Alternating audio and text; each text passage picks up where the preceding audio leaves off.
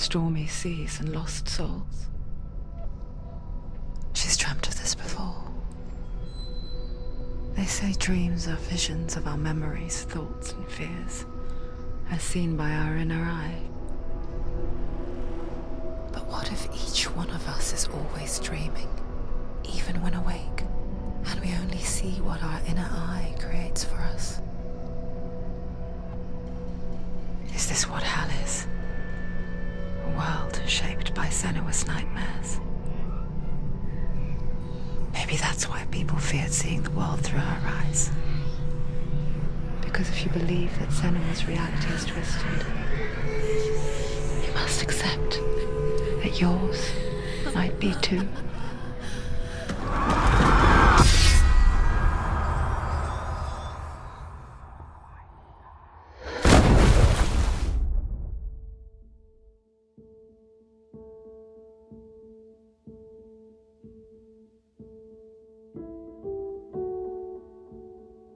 The beginning of Hellblade: Senua's Sacrifice is interesting. It's this long, slow boat ride over the opening credits of the game as our main character, Senua, a picked warrior, sails into Hell, the Norse underworld. And in your ears are these voices, whispers that are worried, excited, and one voice in particular that's louder and clearer than the others, speaking directly to you, the player, as a sort of narrator. This narrator tells you at the very start of this opening, There will be no more stories after this one.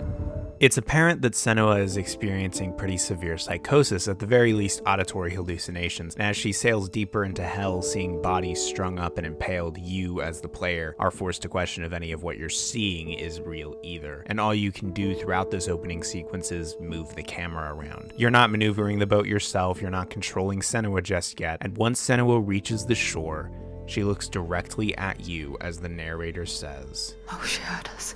She heard us. From the beginning of Hellblade, there's a very clear distance between you and Senua. You are not her, and she is not you. And yet, you are taking on the role of yet another voice inside of her head. You are separate from her, yet here you are, cemented for as long as this final story lasts, as a part of her. You are not merely observing this perspective, you are inhabiting it. And that is, in part, what I love about interactive narrative, which is a fancy term for video game stories. As a kid playing video games, those main stories were always my focus. I never played online multiplayer in Halo, I just replayed the campaign about a bajillion times. I've always been more interested in the single player narratives. That's always where the fun of these games lied for me. The experience of being a cog soldier fighting against the Locust, the experience of being Spider-Man as he fought against Doc Ock, the experience of being Link as he scoured Hyrule for the shards of the Mirror of Twilight. Video games, interactive narratives, allow you the ability to not just observe, not just be within a character's head, but to experience what that character experiences as they experience it. To explore a world that's completely unfamiliar, to forge real, genuine bonds with people who aren't even real, to inhabit a perspective that isn't yours, to see the world how someone else sees it. There are an infinite amount of possibilities for how to tell a story in this medium, for how to create all of those experiences, for how to help a player see things from a different perspective. And we've come such a long way. The narrative of Super Mario Bros. Was just a simple left to right progression, nothing but forward. Literally, you couldn't go back. And now we're playing games with branching paths and choices to make. We're playing through stories with deeply complex characters and worlds and ideas. We're experiencing emotional journeys driven by the endless creativity of incredible artists who know how much the simple inclusion of interactivity, the ability to inhabit a perspective, can make a story not only powerful, but transcendent. Journeys like Hellblade. Perspectives like Senua's. Perspective is everything. In storytelling, perspective defines what a story is and what it's saying. It's who gets to tell the story, who gets a voice, and just as importantly, who doesn't get a voice. And what games are capable of doing, what interactive narrative is capable of doing, is not only letting us hear those voices, but allowing us to be those voices. You aren't just seeing Senua's psychosis, you are experiencing it along with her, hearing those whispers at almost all times throughout the game, seeing at all times what she is seeing and having to navigate that perception alongside her. Interactive narrative, more than any other narrative medium, allows for us not only to see the world the way someone like Senua sees it, but to experience the world the way someone like Senua experiences it. But we're not here just to talk about Hellblade. In fact, we're not here to talk about one thing at all, but a few.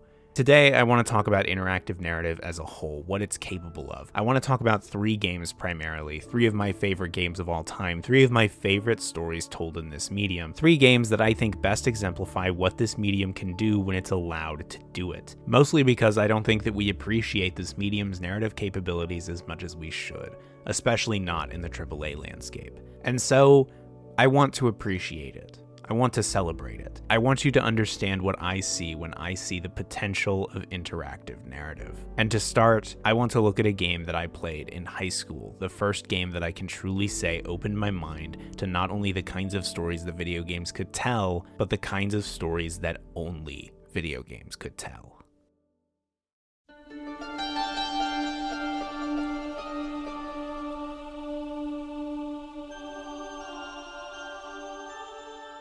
Developed by Team Ico and released on the PlayStation 2 in 2005 and then remade from the ground up by Bluepoint Games in 2018, Shadow of the Colossus is, to this day, one of the most unique games ever made, for better or worse. You play as a boy named Wander, who has come to this place with only one thing in mind, saving a girl named Mono, who was, as the game vaguely puts it, sacrificed for she had a cursed fate. Their relationship is unclear, but what's important is that Wander deeply cares about Mono, and he's come to these lands to seek out Dorman, a being who supposedly has the ability to bring back souls from the dead. And because Wander is armed with a weapon known as the Ancient Sword, Dorman tells him that it may be possible, though he may pay a heavy price. Wander is quick to respond that it doesn't matter, and so Dorman explains that the only way to bring Mono back is to destroy these 16 statues, which can only be done through defeating the 16 colossi that they represent. Once he does that, Mono will be revived. And from there, aside from a couple of spare cutscenes before the ending, that's pretty much it. Riding on Wander's horse, Aggro, you ride across the mostly barren Forbidden Lands to find and slay these 16 colossi. There are no enemies in the overworld, no other characters that Wander interacts with except for Dorman, no collectibles except for lizard tails and fruit that, if you're like me, you didn't even know were in the game until someone told you. No side missions, no skill trees, no multiple endings. It's a game defined by its minimalism, its emptiness.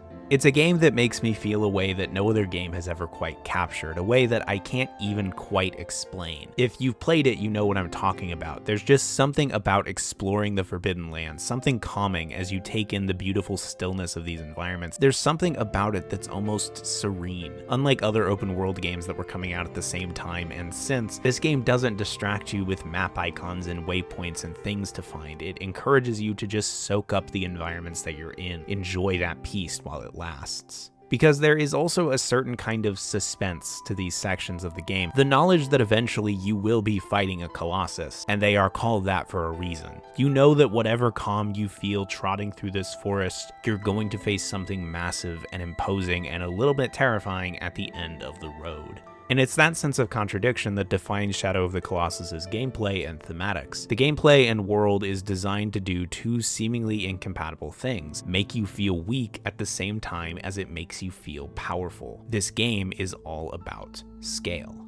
It makes you feel small as you navigate a world so much bigger than you, as you fight monsters so much stronger than you, and the gameplay itself only adds to this. If you've been a part of Shadow of the Colossus discourse in any capacity, you've heard plenty of people complain about the controls, and I get it.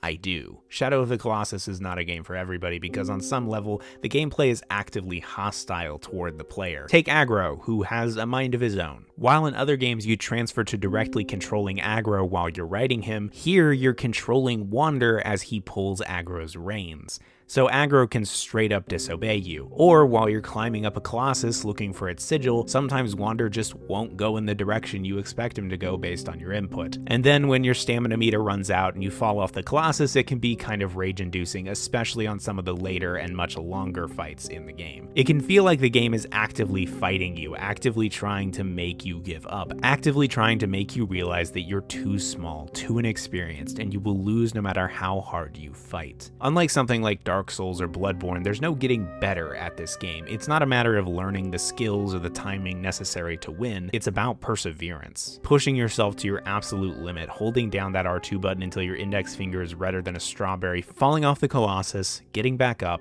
and doing it again. It's not an easy game, especially when you're playing it for the first time and don't even know how to get on the damn thing, let alone what to do after. And it can feel unfair and aggravating and repetitive. And I love it so much. I love it so much because that's Wander. Wander is a small, inexperienced child. He is weak. He is in way over his head, and yet he keeps going. He keeps getting back up and climbing that Colossus. This is how much he's willing to go through to save Mono, to save this person he loves from death. He's willing to do as much as it takes to conquer these creatures, even if that means pushing past his own limitations. Shadow of the Colossus exemplifies something that I think more games could learn from. The power of interactive narrative isn't just in how much control it can give the player, but also in how much control it's able to restrict or even take away. In movies or books or shows, we're used to not having any power over what happens or how it happens. But in something like Shadow of the Colossus, where your input is its defining feature as a video game, restricting what you can do has power in itself. Not only to characterize Wander, but also to create this experience where you're pushing past your own weakness to slay literal giants. It's that contradiction. That often, a game's greatest narrative faculty is its ability to take away the control that defines it as what it is. And that's no better shown in Shadow of the Colossus than in the game's ending. Throughout the game, whenever you learn how to get on a Colossus and find its sigil, the music starts to blare, triumphant horns and strings giving you this epic feel as you finally defeat this monster. But once you plunge your sword into the beast's sigil the final time, what you're left with each time is this.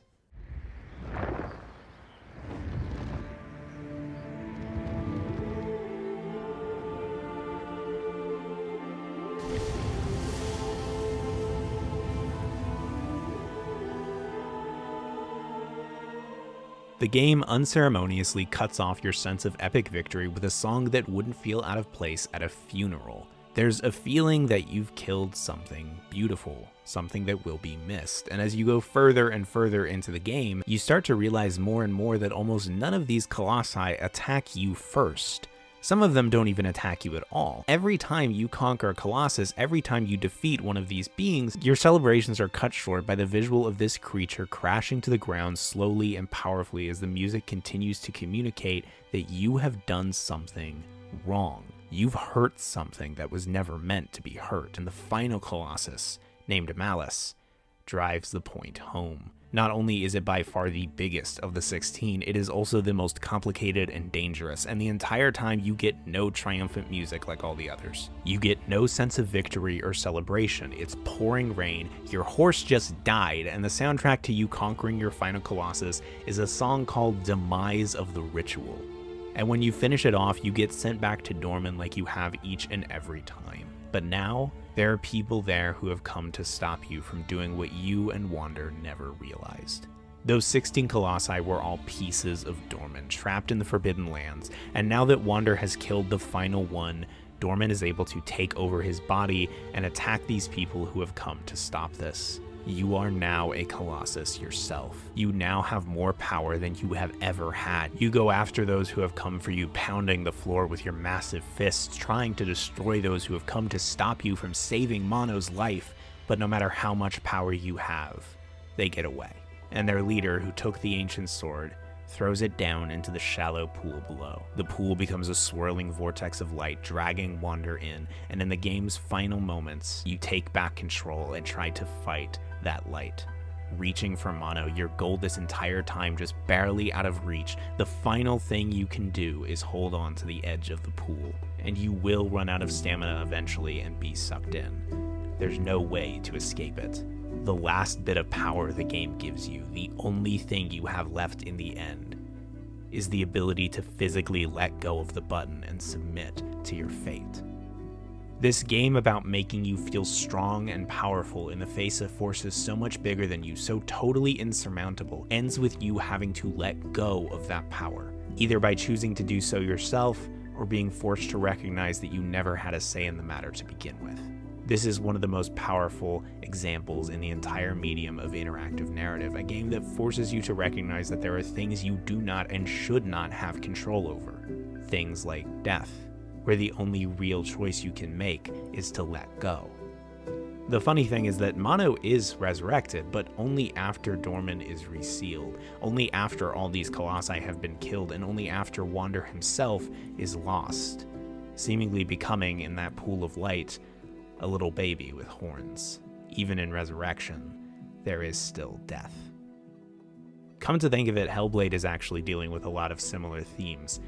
They are both, in their own ways, about death, about loss. In fact, both Senua and Wander are actually after the same thing. Wander was trying to resurrect Mono, while Senua is trying to resurrect her love, Dillion. And she, too, is willing to go through horrors in order to accomplish that goal. Horrors that, due to Senua's psychosis, can be assumed to have been created by Senua herself. All these things that are standing in your way of accomplishing that goal, including Hela herself, the one being who has control over the dead. There's even the threat of permadeath hanging over your head for the entire game. The dark rot will grow each time you fail. If the rot reaches Senua's head, her quest is over and all progress will be lost. And Hellblade is not an especially easy game either. The combat is deceptively simplistic, focused on dodging, parrying, and countering. You will probably die a lot, especially on a first playthrough, and the game refuses to give you any sense of just how many times you can die before you lose everything. The game makes that fear of death palpable and real. Senua's fear of loss becomes a defining element of the experience, and all you can do is just fight, fight, and fight, hoping that this failure won't be your last. Fear is something that games can actually do really well. Because of that ability to take away player control, horror can become truly visceral in the ways that a game limits what you can do and how you can take on these enemies. And those things you do have, the abilities you retain, those lifelines, become all the more precious.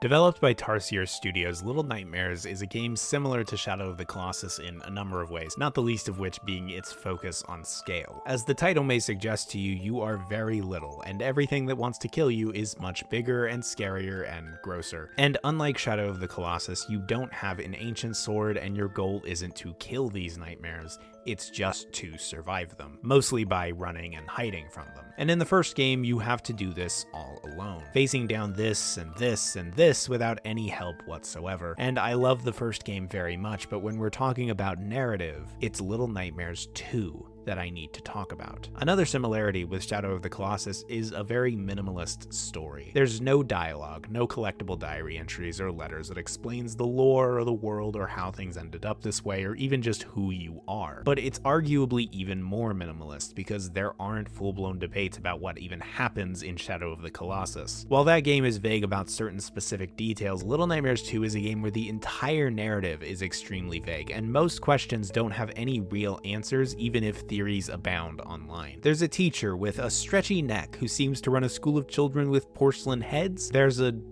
doctor, I think, who gets around by crawling across the ceiling. There are mannequins that only move when there isn't a light shining on them. And of course, there's the game's main antagonist who has been dubbed the Thin Man, who teleports through TVs and who the player character Mono, yet another similarity between this and Shadow of the Colossus, sees in his nightmares.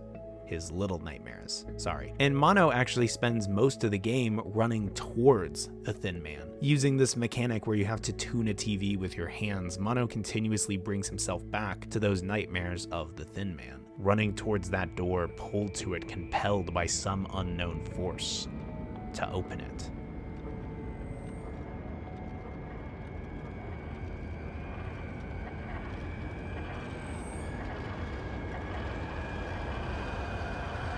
The point is that there isn't a lot of information on what is actually going on in this game, other than that it's absolutely horrifying. There is no official synopsis, no clues aside from Easter eggs and easily missable visual details, and as such, I don't want to talk about theories. I don't want to talk about what may be true with this. I want to talk about the story the game presents to you, not the one that may be hidden in the shadows. That being the emotional narrative of Mono and Six. Six was the protagonist of the first game, a little girl in a raincoat on board a ship called the Maw. And Little Nightmares 2 is a prequel where Mono and Six go together to face down this world of horrors. Six is your companion, your friend, and something that interactive narrative is capable of doing better than any other medium is engendering those kinds of authentic relationships. In Little Nightmares 2, you're not just watching Mono and Six be friends, you are playing as Mono, and therefore Six is your friend, for all intents and purposes. And on top of that shift in perspective, the game allows that relationship to develop through the ways that you interact with that other character. In Shadow of the Colossus, it's through learning to ride aggro that you truly come to see him not just as your means of traversal, but as a partner who is instrumental in helping you achieve your goals. In something like Guardians of the Galaxy, it's dialogue trees that maybe don't affect the story or how these relationships end up within the narrative, but they do make these relationships with your team members feel all the more authentic and earned. And in Little Nightmares 2, there are various ways the game develops your relationship with Six, but the main way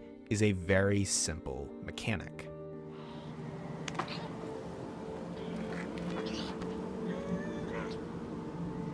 When a gap is too wide for you to cross yourself, Six will catch you when you jump across. It's a tried and true method of crafting authentic relationships in games. The Last of Us, BioShock Infinite, The Last Guardian, all of these utilize this method to create trust with another character by giving you no other option but to rely on them. And by doing that, the game is giving you no other option but to trust them. And the more often that you do it, the more often that you jump that gap and Six catches you, the more that you trust that she will always catch you. And as you grow to trust and rely on Six, it becomes ever scarier in the sections where she isn't with you. In the first game, you're alone the entire time, and that loneliness is scary, but it's only when this game gives you that taste of what it is not to be alone that that loneliness truly becomes its own kind of threat. And even though Six has about as much power against these things as you do, just the presence of that other person makes you feel so much safer than you do alone. And Six is the one that continuously pulls Mono from his dreams of the door and the Thin Man, the one that keeps pulling him back to reality before he can reach that door. But eventually, Six can't pull him back in time. Mono opens the door, you open the door, and the Thin Man steps out. And while you run and hide from this monster you've unleashed, Six is taken away. And the only thing you can do is run, run, run. Run until you quite literally can't run anymore. Hurt and alone, Mono, you face the Thin Man. It seems almost like this is going to be the end. But then Mono uses that same mechanic he just used to free the Thin Man in order to defeat him. And Mono then proceeds to contort the world around him to bring him right to the doorstep of the tower you've seen in the distance for the entire game, where we can only assume that Six is. But this feels wrong, doesn't it? You shouldn't have this kind of power. This is the kind of power that freed the Thin Man to come after you, wasn't it? It doesn't feel right. Going inside the tower, you and Mono find Six, who has become a monster of her own, but you manage to free her from that. You both run as the building collapses around you. Six gets ahead of you and the floor gives way between you. Six sets herself up. You, as Mono, jump. Six catches you, but she doesn't pull you up. You both sit there for several seconds, looking up at each other, waiting.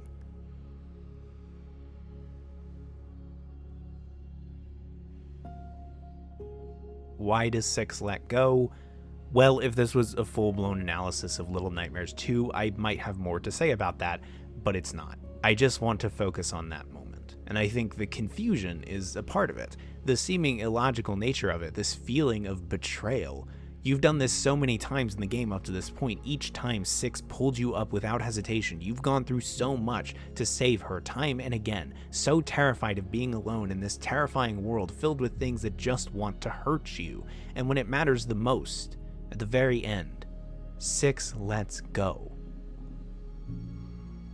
It's one thing to watch it happen. It's one thing to see Six betray her friend Mono, but it's another thing to be Mono. To have grown to rely on Six, to trust that she would always catch you, and to sit here and watch as you fall. To watch as Six goes on without you, and everything becomes dark. When you wake up, you find yourself in what looks like innards, running around aimlessly in the dark until you find a chair. You climb up in it and you stand on that chair as the world starts contracting around you, and then nothing. Nothing but Mono sitting in a chair with a single spotlight, alone as he grows and grows, until Mono becomes the Thin Man himself, sitting in that chair inside of a room at the end of a long corridor.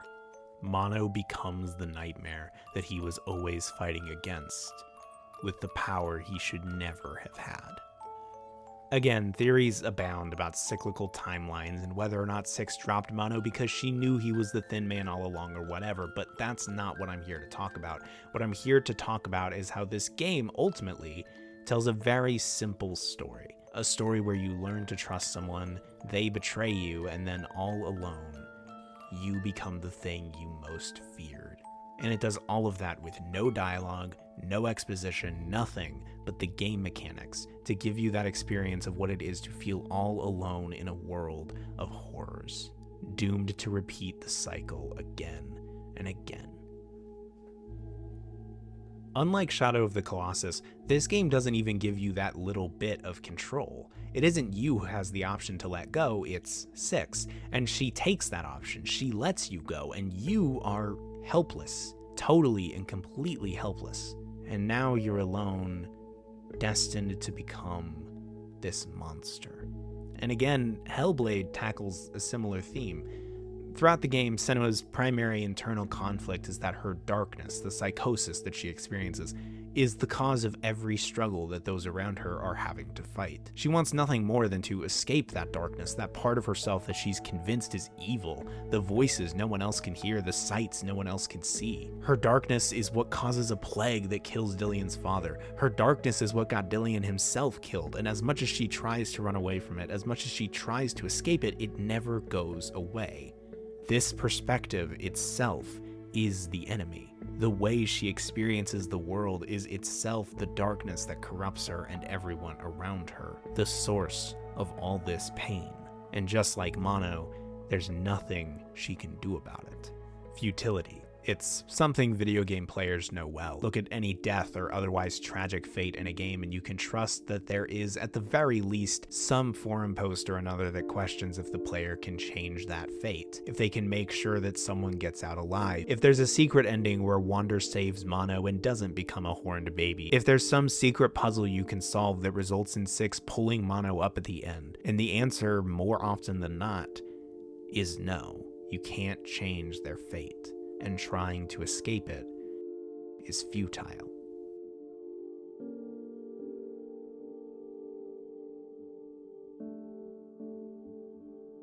What Remains of Edith Finch is an indie game developed by Giant Sparrow. In its 2 to 3 hour story, you play as 17-year-old Edith Finch, a member of the cursed Finch family, who have all died under various weird and strange circumstances. The main bulk of the game is Edith exploring the bizarre Finch home she's recently inherited and learning about each of the Finches in turn, more specifically, how each of them died. It's a walking simulator, for lack of a better term, meaning that there isn't any real skill involved in playing it. No game overs that you can achieve, no enemies or combat or anything. You're just walking through this house, going through each of the family members' rooms, and discovering their stories. And unlike Shadow of the Colossus and Little Nightmares 2, this game is in first person throughout almost all of it. You are not only inhabiting a character's perspective, you are seeing what they see as they see it. Though when I say as they see it, I mean something a little different from what you may think. Whenever you're learning about a new family member's death, you actually become that character for a short while, and many of these little vignettes do anything but tell you exactly what happened to the family member you're playing as. They're less focused on reality and more on emotional experience, such as young Molly Finch, who, as best as I can tell, most likely died of ingesting things like toothpaste and holly berries after being sent to bed without dinner one night. But the experience of playing as Molly has you becoming a cat chasing a bird, then an owl hunting down rabbits, then a shark pursuing a seal, and then finally a vague monster eating humans. The monster finds itself in Molly's room, and when Molly wakes up from this seeming dream, she writes in her diary that she can feel the monster's presence, that it's going to eat her too. That diary is where you get this entire story from, actually. And though all of it is almost certainly just a dream, and again, Molly's death is probably due more to her eating holly berries, it's that perspective of a little girl who probably knows she's going to die and is trying her best to rationalize it in a way that makes sense to her. And that's only one example. You play through washed-up child star Barbara Finch's death through a fictionalized account in a comic book. You play through the death of little baby Gregory Finch as his bath toys come to life and lead him down into the water where he most likely drowned after being left alone in the tub. These things almost certainly didn't happen this way, but you're not seeing what happened. You're seeing a different perspective on what happened. You're seeing a fictionalized account of a child star's death, one final way to exploit her. You're seeing a father's regret on display trying to explain to the mother that it wasn't her fault that their baby died. Edith Finch is a game about perspective. And I could go on and on talking about how Walter Finch's story is all about establishing the monotony of his life through repetitive actions holed up in an underground bunker beneath the house, terrified of living after the death of Barbara, only to be run over by a train after finally deciding to leave his bunker. I could talk about the death of Sam Finch as told through his camera lens, making you feel the distance between him and a daughter he couldn't really connect with. But there's really only one that I have to talk about. Lewis Finch was Edith's older brother, and after the disappearance of their brother Milton, Lewis blamed himself, spiraling into a depression, completely isolating himself from his family and from everything until his mother got him a job at a local cannery. And the story of his death is told through a letter from Lewis's therapist as you play as Lewis on a day at the cannery. You use only 2 buttons to control Lewis's arm. You move it with the right stick and grab fish with the right trigger. You drag them over to the blade, which cuts off the fish's head, and you push it onto a conveyor belt and wait for the next fish. It's incredibly monotonous, not dissimilar to the Walter Finch section. But then, a splash appears on the screen, and while you continue to do the monotonous cannery work, you use the left stick to control a character from a top-down perspective. This is Lewis's mind wandering during his work, imagining a different version of him in a different world, a hero instead of a cannery worker. The perspective continues to shift and the visuals become more detailed, and all the while, you're still using the right stick and the right trigger to continue your work with the fish. You do both at the same time, and the scope of this new world just becomes bigger and bigger. You start making choices in this world, more agency than you ever had in the real one. In the real one, you're still cutting off fish heads over and over again. In the imaginary world, you're sailing to new lands, meeting a beautiful prince or a handsome queen, depending on your preference, and that world keeps getting bigger and bigger on the screen until it's in full 3D behind the back perspective, filling the whole world as you keep cutting fish, and then finally, total dissociation. You enter a first-person perspective as Lewis, the hero, seeing Lewis, the cannery worker, from outside, and he climbs the conveyor belt into that world he's built in his imagination. He's being crowned king over all the lands of wonder, and he goes up to his faceless prince or queen, and he kneels for the crown, not realizing that he's putting his head into a guillotine, much like the blade that cut off the heads of fish at the cannery. What I think is so remarkable about this particular story is that complete dissociation, doing 2 separate things at the same time, one fake and one real, as the fake slowly encroaches on the real until finally, in a bid to escape that monotonous, tired, horrible reality, the fake becomes reality. It could have just told us that Lewis committed suicide at the cannery. It would have been gruesome and tragic, sure, but it wouldn't have been this. It wouldn't have allowed you to feel that experience of losing sight of all reality, so exhausted by the guilt and the pain that kneeling to be crowned king and horrific suicide become one and the same. Edith Finch is a story about perspective, about how and why people die. Sometimes it's an accident. Sometimes we will never know the full story, and sometimes it's just not fair. And these stories, these lives, and these deaths, Edith is only learning about them now because her mother was afraid of them. Afraid of death, afraid of loss, afraid of being left alone, with nothing and no one. Perhaps one of the greatest reasons we fear death is because of the loneliness that often comes with it. So we try to hide, we try to avoid all these stories, these perspectives, this hardship and this pain, because we don't like to be reminded that eventually it all ends. Alone is an inevitability, and we don't have any power over that. Wander will always get sucked into that pool, Six will always let Mono go, and every Finch will always die. Even Edith, who presumably dies of complications during childbirth, leaving her son as the last remaining Finch. But by the end, after all these stories of Molly and Walter and Barbara and Sam and Lewis, Edith has a different point of view on things. I'm still not sure what to tell you about all this. If we lived forever, maybe we'd have time to understand things. But as it is, I think the best we can do is try to open our eyes and appreciate how strange and brief all of this is. Did you know that Hellblade's permadeath mechanic is a bluff?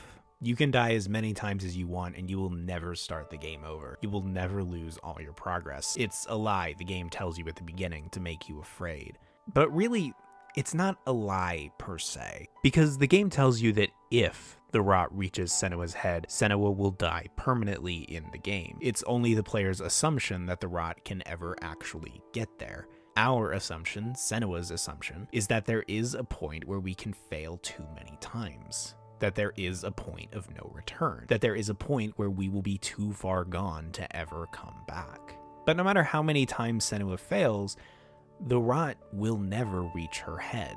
And when this becomes genius to me is at the very end of the game. As you fight Hela's army of soldiers, you take them down one by one, fighting as hard as you can to keep going, to keep pushing forward. You have to get to Hela, you have to save Dillion's soul. But here's the thing, no matter how many enemies you beat, no matter what you do, no matter how long you last, those enemies won't stop coming.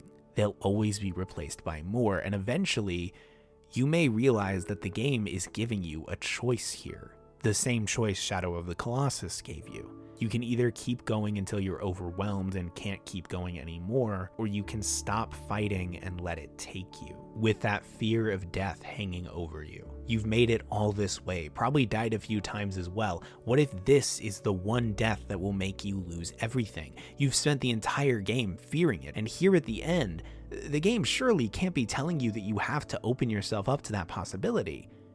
Can it? But it's the only way forward. Because rebirth is only possible through death. The only way to change is to let a part of you die, to realize that rot will never reach your head.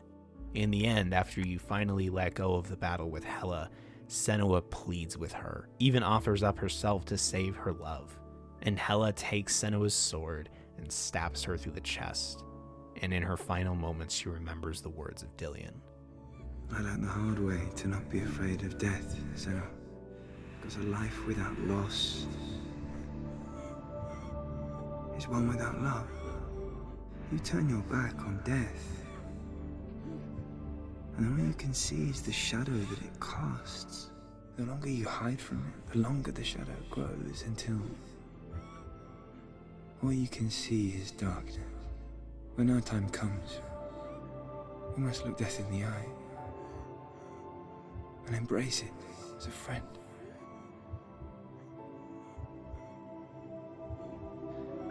Only then can we let go of our fear and emerge from our darkness. Senua dies and Hela takes the head of Dillion that she's been carrying with her this whole time, the thing she needed to bring Dillion back. She takes it to the edge of nothingness and lets it fall. And when the camera pans back up, we see that it's Senua. It was always Senua. The one not with the power to bring back the dead, but the power to let Dillion go. This life can be cruel and unforgiving, and sometimes, at the worst of times, incredibly and impossibly lonely. Knowing that someday, everything ends. That's something that only ever becomes more true. But I think all it takes sometimes to get through it is a new point of view. Knowing that Wander will have a chance to atone for his wrongs, knowing that even if Six did let Mono fall, there were so many times she didn't. Not being sad that all this will end, but being amazed that any of us ever had a chance to be here at all, knowing that rot won't ever reach Senua's head, and that as long as you're alive, there will always be the chance to move forward. I think what I love about interactive narrative, why I keep coming back to these stories, is because they remind me of that. They remind me that within the infinite complexity of life, every perspective is its own story. Every point of view is a world that I have never seen, and that our lives are the greatest stories we will ever tell. All these little moments, all this hurt, all this fear, all this joy, and all this love, all these experiences, and all these perspectives. This is life. And against all odds, it can be something beautiful. Never forget what it is like to see the world as a child, Senua. Every autumn leaf is like a work of art. Every rolling cloud a moving picture. Every day a new story. We too emerge from this magic, like a wave from the ocean, only to return to the sea. Do not mourn the waves, the leaves and the clouds. Even in darkness, the wonder and the beauty of this world never leaves us. It is always there, waiting to be seen again.